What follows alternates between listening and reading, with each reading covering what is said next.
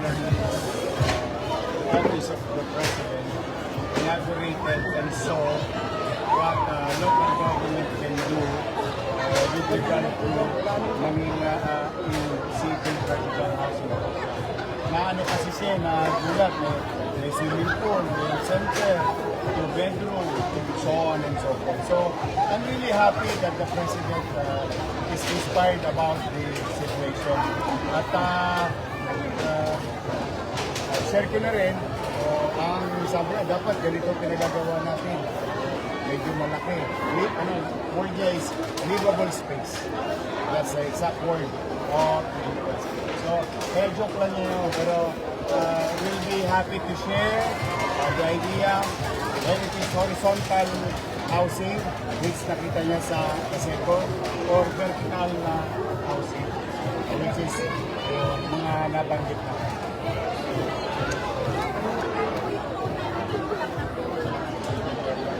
Nung araw, ang total namin, kulang-kulang lahat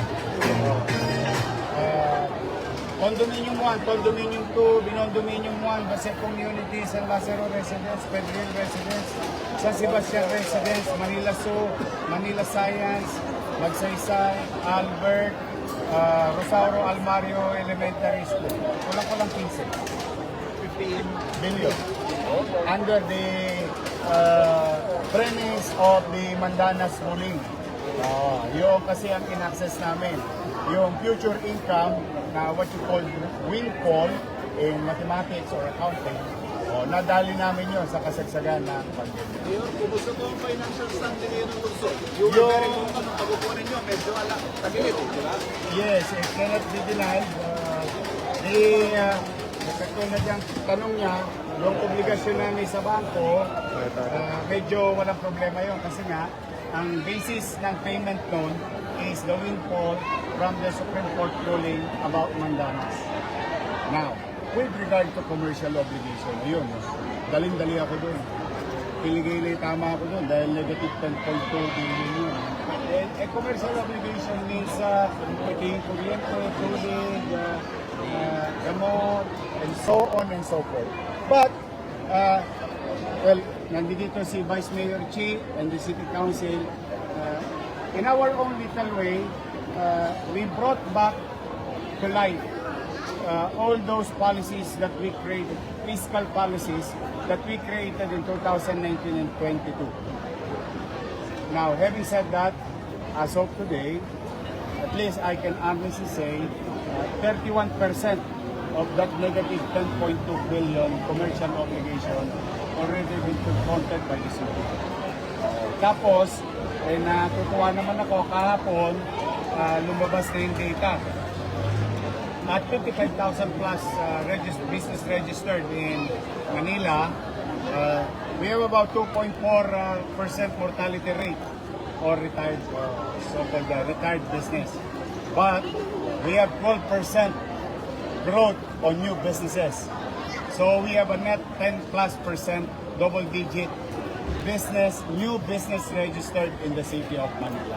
And we're very happy because of that zoning, the ease of doing business, the e-boss, things are, we put it back and mukhang nagugustuhan ng mga namumuhunan.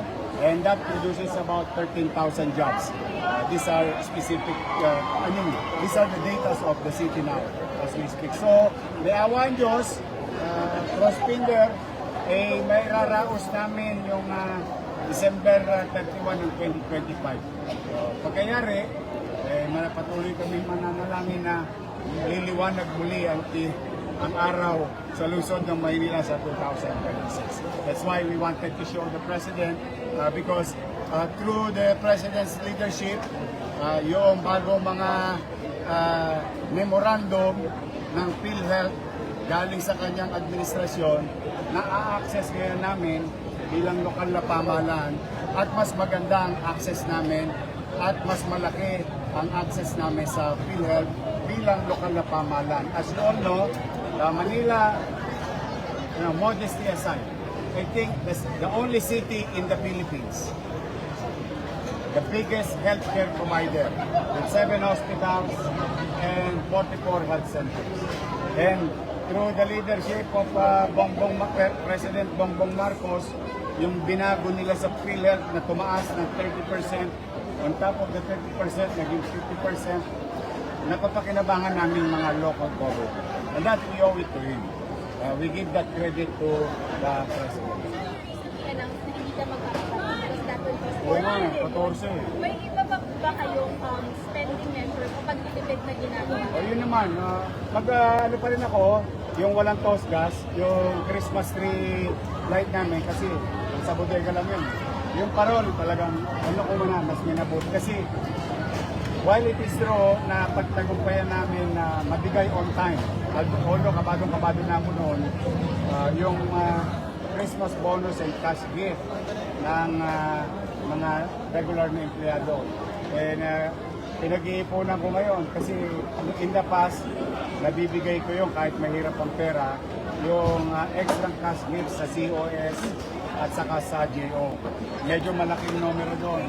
Kaya hopefully, kung loloobin nawa ng Diyos at sa tulong ng mga taxpayers ng Manila, yun muna ang ipag-prioritize ko. May ibang pagtitipid? Davis, hanggat maaari. I'm just grateful that a lot of businesses, individuals are donating again in the city of Manila. Basta pumanatag kayo, magsisinop kami. Gagastos kami kapag kapakinabangan ng tao. Pero kung ano lang, yung Q-tex lang, pedicure, hindi na muna. Okay pa naman eh. Thank you. Thank you. Okay. Thank you.